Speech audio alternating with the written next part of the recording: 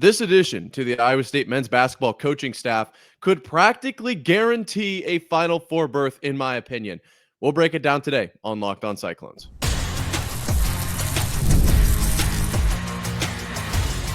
You are Locked On Cyclones, your daily podcast on the Iowa State Cyclones, part of the Locked On Podcast Network, your team every day. Welcome in to Locked On Cyclones, part of the Locked On Podcast Network, your team every day. Shout out to you guys for being here every single day as we roll through this holiday season. I've got my new Iowa State merch that Santa brought me. Very excited about that. So shout out to you guys. You guys make this world go round. I couldn't appreciate it any more than I do at this moment. That being said, holiday season is here. We got to break down three big pieces of information that have come out. Well, two particularly, but one I'm excited for. So first, we're going to talk about Deontay Garrett being named the assistant coach for the Cyclones. Can't wait to see what that brings, but that'll come in the first segment. Then after that, I'm feeling some record prediction. I've kind of tiptoed around this. We're doing it today. We're going to take a look at Iowa State's conference play, and I'm going to predict what's going to happen there. And then our final segment, piece of information came my way. Very surprising. Very surprising. I do not know what to make of this. What I have written down, Otzelberger on his way out, question mark. That's a wild one. That is a wild one. You and I are thinking the same thing right now. 100%. We'll get to that in the third segment. But before we do, first off, today's episode is brought to you by Gametime. Download the Gametime app, create an account, and use code LOCKEDONCollege for $20 off your first purchase. All right, let's dive right on into this here. First things first, Deontay Garrett named assistant coach for the Iowa State men's basketball team. Why is this important? Well, because he's a dog. If you don't know who Deontay Garrett is, let me break it down a little bit for you here, and then I will talk a little bit about what he can bring to this program. Obviously played for Iowa State from 2007 to 2011. TJ Otzelberger named him, not the actual physical name Deontay Garrett, but like the title assistant coach. He averaged 10.7 points, 4.8 assists, 2.8 rebounds. He started 99 of his 128 games. That's something that's pretty close to like 90%. I don't even know. I feel like maybe not. Maybe not. I don't know. Like I said, bad with numbers, but still very good. 99 games started out of 128. Very good number there. And then, after his time in Ames, went on to play 12 years of professional ball, recently retired. So I'll kind of sift through these, played in Croatia, France, and then spent some time with the Suns and the Jazz, time in the G League. Then he spent some time with like the Iowa Energy, Grand Rapids Drive.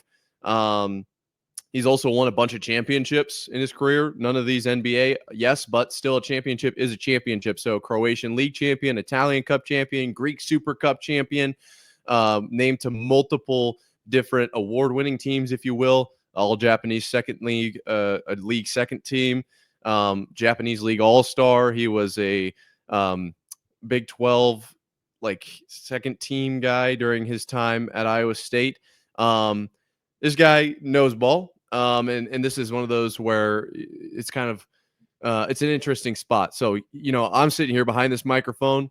I have no sports background playing at a high level. I guess I obviously played in high school. Who didn't? But I didn't play D1. I didn't play pro. And now you're seeing all of these guys that have had experience on the field, step behind the mic, and absolutely crush it.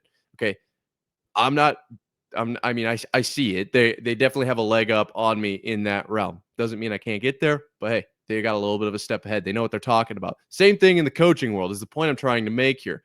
Just because you were a great player doesn't mean you'll be a great coach, but you certainly have seen more than a guy who just loves the game. Like you were in more buildings, you were in more meetings and in more situations on the court than a guy who did not play. That's just a fact.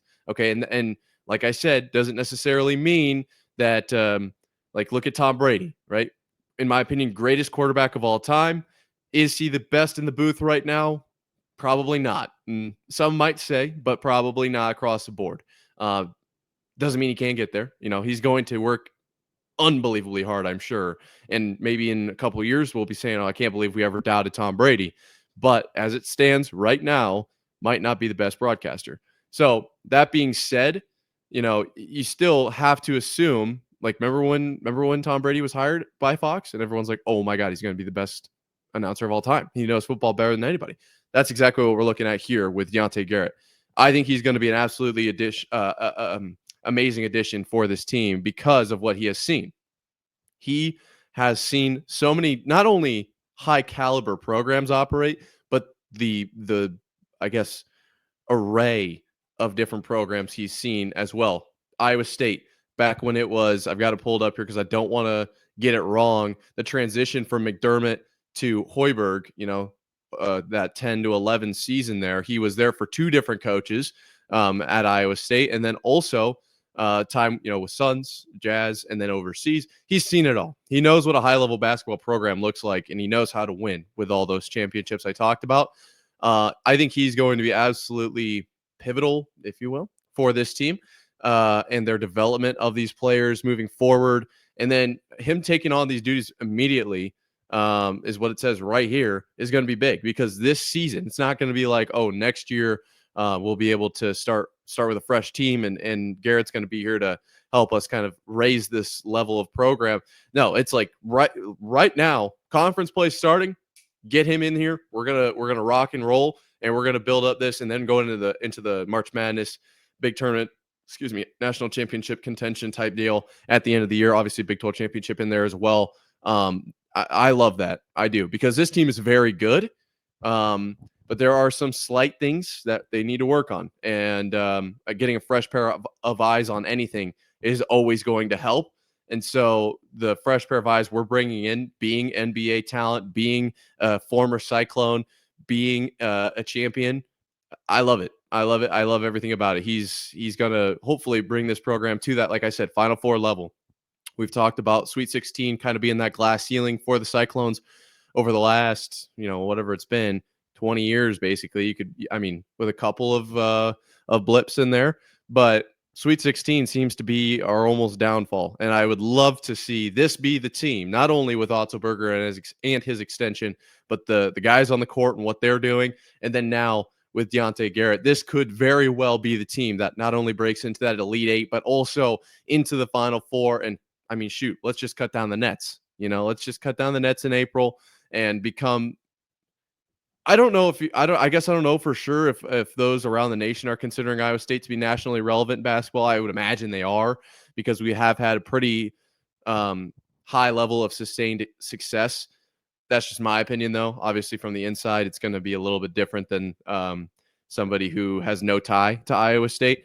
But either way, you win a national championship, all of a sudden just think of the recruiting implications. Think of, and granted, the portal and everything is going to make that different. But just think about what that would do for the program. And I think to get there, this was an absolutely not necessary, but a very smart move to make by Otzelberger. And I also think that kind of speaks to his, like, hey, we should just bring in a guy that knows what he's doing. Not that Otz doesn't, but like more guys that are very good. Probably a good thing. I think that makes sense. And so obviously, to get to that Big 12 championship, to get to the Final Four, you have to play 20 conference games. Okay, that's just how it works. And so before we get to the conference game, or the national title, let's break down the conference schedule. All right, let's go ahead and predict that. That'll be coming up right after this. The NFL playoffs are almost here, but it's not too late to get in on the regular season action with FanDuel, America's #1 sportsbook, because right now, new customers can finish the season strong with $250 in bonus bets if your first $5 bet wins. FanDuel has so many ways for you to pick up a W. I love betting on which players will score a touchdown and how many points each team will score. It's thrilling. Not only can you bet on who will win the game, but FanDuel also has bets for which players will score a touchdown, how many points each team will score, and so much more. Just visit FanDuel.com to join today. That's FanDuel.com for your chance at $250 in bonus bets. Make every moment more with FanDuel, an official sportsbook partner of the NFL.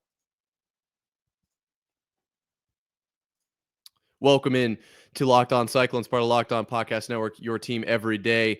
Of course, you know what time it is. This is one of my favorite things to do whenever you sit down with your buddies and you're like, hey, let's take a look at the schedule. What's our floor? What's our ceiling? What can we possibly actually realistically attain, and where do we maybe slip up during this 20-game slate. You can do it with any team ever, but here at Locked On Cyclones, we're going to be doing it with the men's basketball team. 20 conference games this year. We talked about how Ott said there's not really a bye week. You're going to have to bounce back immediately after losses. You're going to have to come in with fire every single week, every single game. And the Big 12 is one of the best conferences in basketball, in my opinion. So it's going to be tough. But like I have said before, this is going to get us ready for the big games down the road. Let's go ahead and just dive right into it. On Monday, December 30th, Iowa State will kick off conference play against Colorado. And then the last conference game I have here is March 8th. Okay. So basically January, February, and then a little bit of March. So we've got about 2 months of pure conference basketball from the Cyclones here. And I think our ceiling is very realistically 20-0. Is that a ridiculous statement to make? Probably. Is it because I'm wearing this shirt? Probably. But I was gonna say 19-1, but no, I'm gonna set the ceiling at 20-0. I think this team is good enough. I really do. That would be like, that's like when you walk into those big old mansions and they got the super tall high ceilings. It's like that. Like it's tough. That's a pretty big goal to reach for. But the number 3 team in the nation, I don't think going 20-0 is out of the question. That's why I'm gonna put their ceiling there. I guess a more realistic ceiling might be 19-1, maybe 18-2. But to look at the floor, that's where I think this is interesting. And I guess your definition of floor is like, it's kind of subjective. And the way I'm going to say floor is like every game that I'm not sure if Iowa State would win or lose, it's a loss. Does that make sense? So there's teams that Iowa State is going to beat. That's a fact. Then there's also teams that Iowa State is going to lose to, in theory. Then there's also teams that it's like, could they win this game? Probably. Every one of those games, if it's a loss, that is, in my opinion, what the floor is. And so looking at the schedule here, I see 1, 2, 3, 4, 5 losses. So 15-5. And that's pretty good. I think that's our floor. And I guess I don't know. I don't love the ceiling floor debate, because I'd rather just go game by game. But I think 15-5 is a good floor, and I think 20-0 is a good ceiling. And that, it's a 5-game little window in there that we'll probably end up in. Oh my gosh, my whole setup is completely dying right now. Whew. Bring home all the tech and man. Okay, anyways, let's dive right into it. Colorado, I think we win this game. First game of the conference play. This could be one that Iowa State slips up in, but I don't think it will be. We'll be in Boulder, so that's a tough place to play with the elevation and such. But overall, coming off of rest, now with the new Deontay hire, I like it quite a bit. Garrett's going to turn things around to, like almost like we're going here, and then, or I guess we're going here, and he's going to turn the ship, and we're just going straight up. So I like that win there. Then Baylor at home. Any game at home, I'm just going to call it a win. Okay, and I think we have 11 games at home. I think maybe it's 10. I was counting Morgan State. So 10 games at home. So 10 wins automatically. We're going to beat Baylor, Utah, Kansas, and that was one of the floor ones there, the ones we might lose. But UCF, Kansas State, TCU, Cincinnati, Colorado, Arizona, BYU, all home games. And I think we win every single one of those. It's crazy the run that Iowa State is going on at home. I think 25-0 is the number right now. That's insane. That is awesome. But Hilton Magic is real. And I can tell you right now, being in Ames, it's one of those where people are actually really trying to get to these games. Like, this place is going to be full for 99% of the games this season. I'm seeing less tickets sold on Facebook Marketplace than ever. They're not secondhand selling these. People want to get into these games. So I think every home game Iowa State wins. But looking at away games, we'll play Kansas on the road, February 3rd. That's one that Iowa State very well could lose. Looking at, we got Texas Tech on the road. That could be maybe dicey. West Virginia on the road.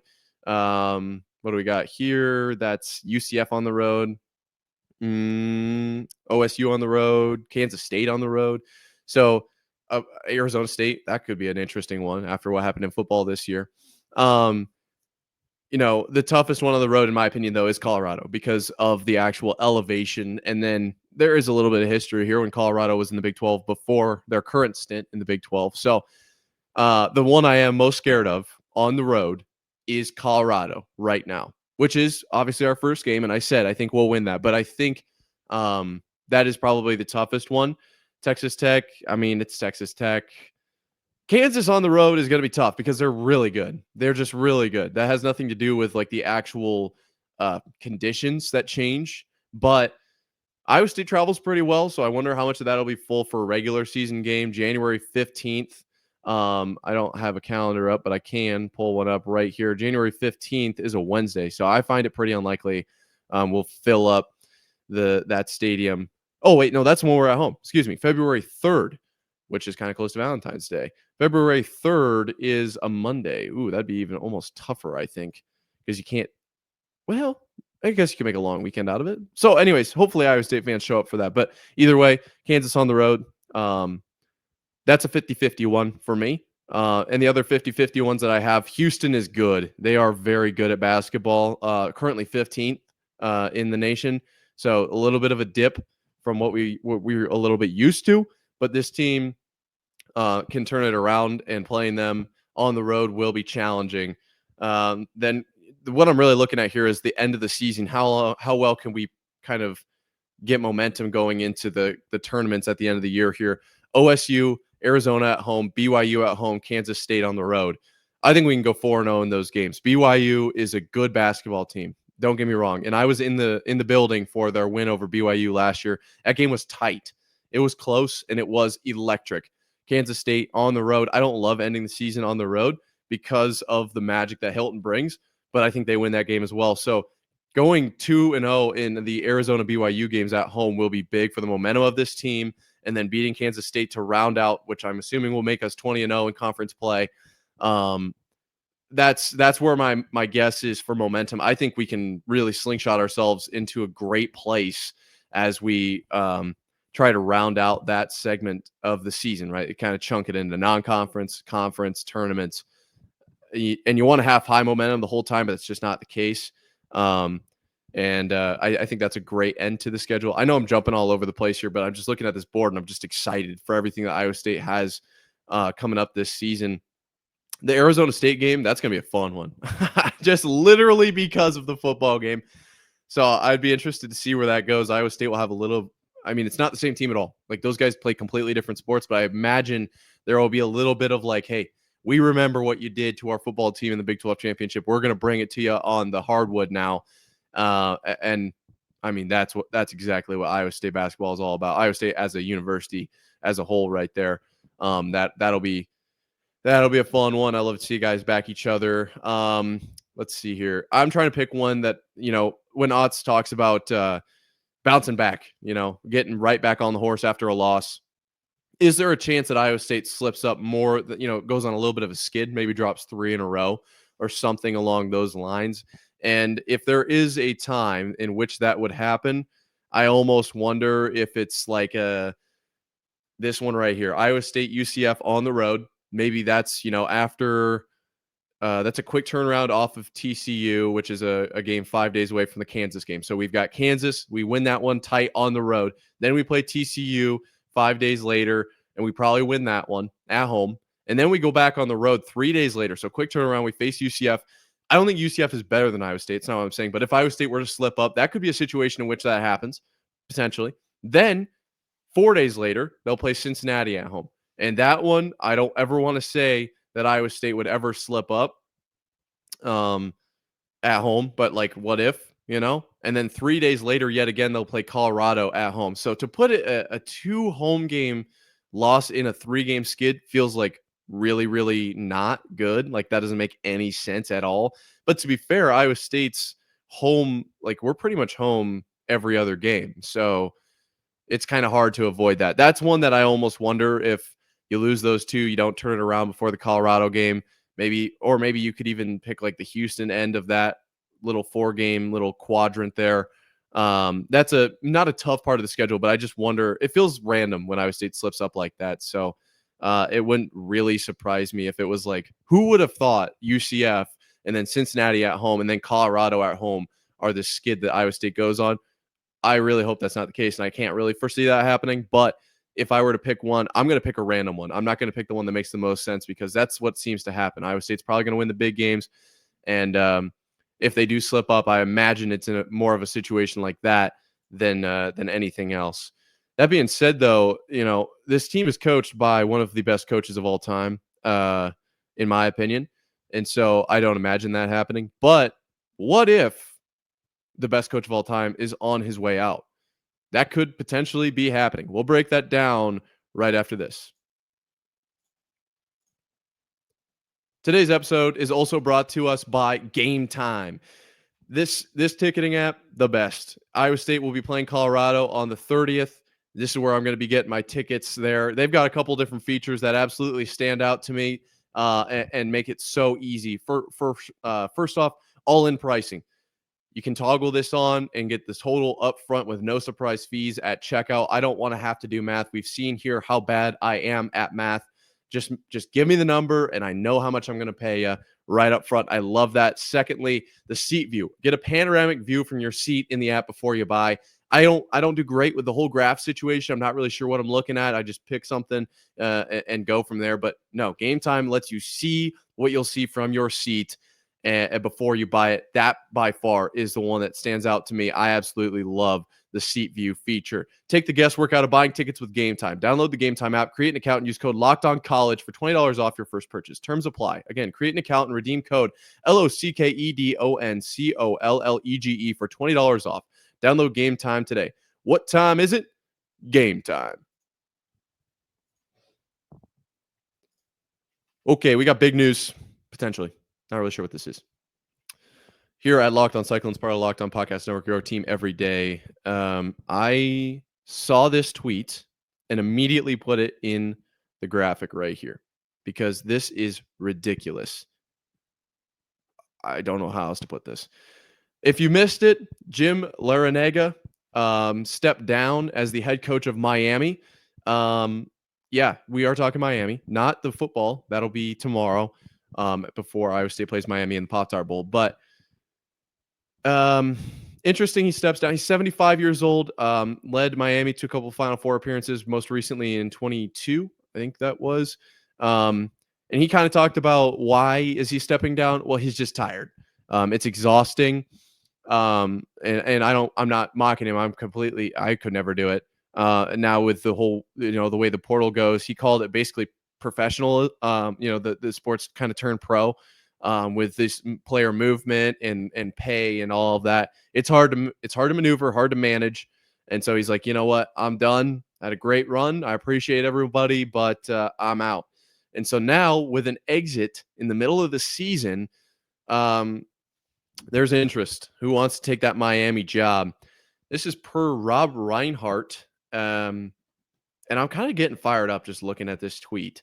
Several coaches have already expressed interest in the head coaching Miami position after Jim Larrañaga's exit this afternoon, including he's got 7 names on this list. Micah Shrewsbury from Notre Dame, Mark Schmidt from St. Bonaventure, Ed Cooley from Georgetown, Todd Golden, Florida, Stan Heath, East Michigan, Bob Huggins, and then none other than yours truly, TJ Otzelberger, Iowa State. Says, I'm told that those listed above are already engaging in initial talks with the program and that the move would be in season and effective immediately. Why is TJ Otzelberger on this list? What is happening? That doesn't make any sense. He just signed a contract extension through 2032, and he just brought on Deontay Garrett. This team is completely poised for a Final Four run. It's one of the best teams that Iowa State's ever had, ranked number 3, dominating the non-conference slate. Well, I mean, what? Okay, so it's one thing if Iowa State kind of stinks right now, and he's towards the end of his contract, and or maybe even a couple of years after his contract, the way contracts work now. And he's like, you know what? This storied program, I get to move down to a warmer climate. Let's see what's going on here. Let's at least interest, to have some conversations. That is not the case at all. So where is this information coming from? Because this doesn't even make sense. I'm not even looking at the other names on this list because, to be completely honest, I don't really care. I don't really care. But the fact that the man, the myth, the legend, the one and only TJ Otzelberger is on here is dumbfounding. I can't wrap my head around that. If that is true, we're cooked. Chat, we're cooked. I don't know what that even no, that would never happen. That would literally never happen. Next year, 2 years, 3 years, 4 years from now, that's all before TJ Otzelberger's contract would be up in 2032, which it would still be a big surprise, especially with the success that TJ has seen here in Ames, like we've talked about. Not Final Four, Sweet 16 appearance in his first year, and then another tournament appearance, and then Sweet 16 and a Big 12 championship in his third year, and now going 10-1 to start the year with like I said, a ceiling of 20-0. I think this team very well could go to the Final Four. But then they're like, well, he might just leave. He might have just signed a contract extension, but he might be on his way out. What? So, to be completely honest, this has got to be it's got to be just a bunch of bull honky. To be completely candid, that's a horrible take. There's no way that this is accurate. It's got to be like clickbait. And it got me. But I'm putting it out there on this channel. There's no way that TJ is leaving here. Not this year. And for it to be effective immediately. So you're telling me that TJ just signed a contract extension like weeks ago.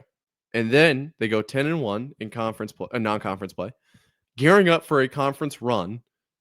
And then he's like, I'm just going to leave right now. What? No. The only thing I could hear somebody possibly saying is, well, they brought in Deontay Garrett to take over the reins for TJ. He brought him in because he's going to leave. Oh, no, that's not going to happen. Why would he do that? Literally, the timing, I'm just saying right now, I don't agree with this. I know you guys are going to be like, why would you even make that a segment? And I agree. Why are we talking about this? Why is TJ Otzelberger even in this tweet? I would say he meant to type somebody else, but you can't accidentally type Otzelberger. You can't do that. Doesn't make any sense. Does not make any sense. So I'm telling you right now, it's not going to happen. Sorry, Miami. I know you want him. I know everybody in the country wants TJ Otzelberger to be their head coach, but it's not going to happen. Simply not going to happen. Thank you for making Locked On Cyclones your everyday podcast. You guys are the best. And we'll be back tomorrow with more football talk ahead of the Iowa State-Miami Pop-Tart Bowl this weekend. Until next time, Cyclone fans, sayonara.